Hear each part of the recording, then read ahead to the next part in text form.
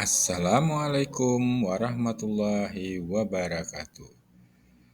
Saya Edi Khalil SPD, guru SMP Negeri 3 Langsa. Kali ini akan mempresentasikan tentang tugas modul 1.1.H.1.1 yang bertajuk tentang demonstrasi kontekstual. Demonstrasi kontekstual sebagaimana pemikiran Ki Hajar Dewantara yang dikembangkan dan diterapkan di kelas maupun di sekolah asal tempat saya berada di SMP Negeri 3 Langsa. Filosofi Ki Hajar Dewantara. Ki Hajar Dewantara adalah tokoh pendidikan Indonesia yang dihormati di Indonesia. Beliau sebagai pendiri Taman Siswa, yakni berbentuk lembaga yang memberikan peluang untuk mengakses pendidikan ke seluruh rakyat Indonesia, khususnya untuk rakyat kurang mampu. Selain itu, Ki Hajar Dewantara juga berjuang untuk mendapatkan pendidikan bagi perempuan Indonesia yang disetarakan. Ki Hajar Dewantara juga diakui sebagai salah satu tokoh pendidikan di Asia dan tentunya di Indonesia. Trilogi pendidikan yang diajarkan Ki Hajar Dewantara. Untuk itu kita kupas satu persatu. Ingarso Sungtulodo yang mengandung makna guru berada di depan sebagai teladan. Ing Madya Mangunkarso, guru berada di tengah sebagai motivator. Tutwuri Handayani, guru berada di belakang memberikan dorongan.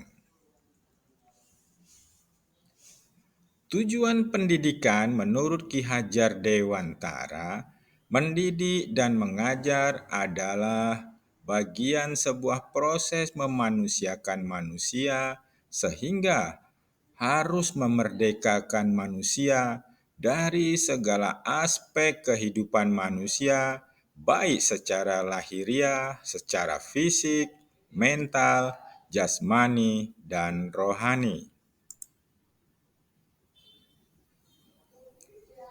Dasar-dasar pemikiran Ki Hajar Dewantara. Pendidikan itu harus mencakup 5.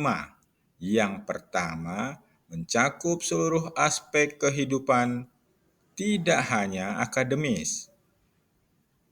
Kedua, memperhatikan dan menghargai keberagaman budaya. Yang ketiga, memberikan kesempatan yang sama bagi semua orang tanpa diskriminasi. Yang keempat, mengembangkan karakter dan kepribadian yang positif bagi siswa.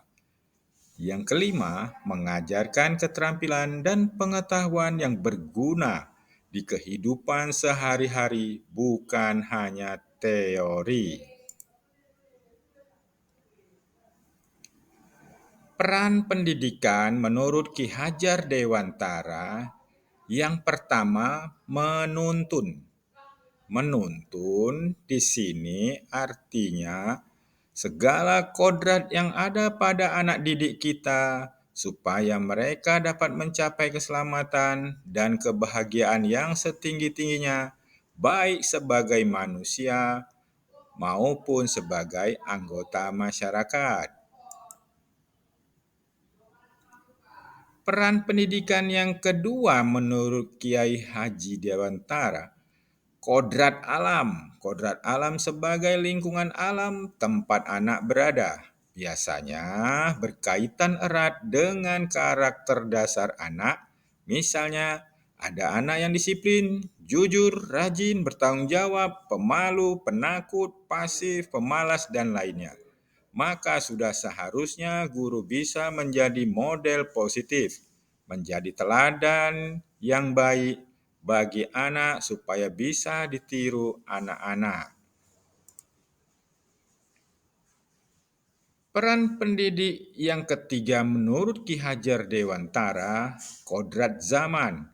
Kodrat zaman sebagai perubahan dari waktu ke waktu.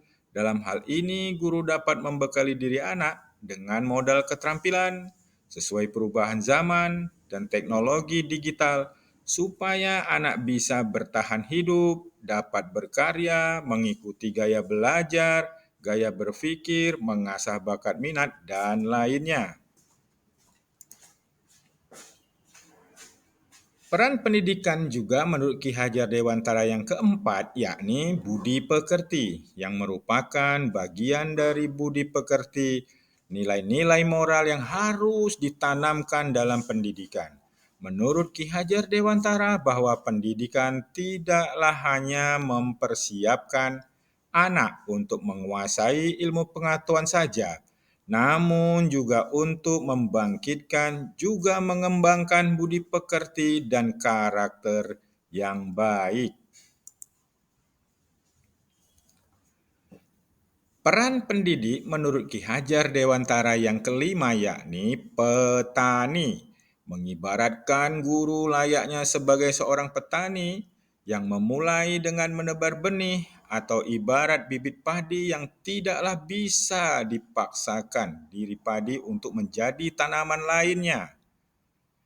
Dalam kiasan petani tadi bahwa guru dapat melihat anak dari sudut bakat dan minatnya. Dengan kemampuan itu, guru untuk mengasah lebih baik lagi menuju bakat dan minat anak-anak didiknya.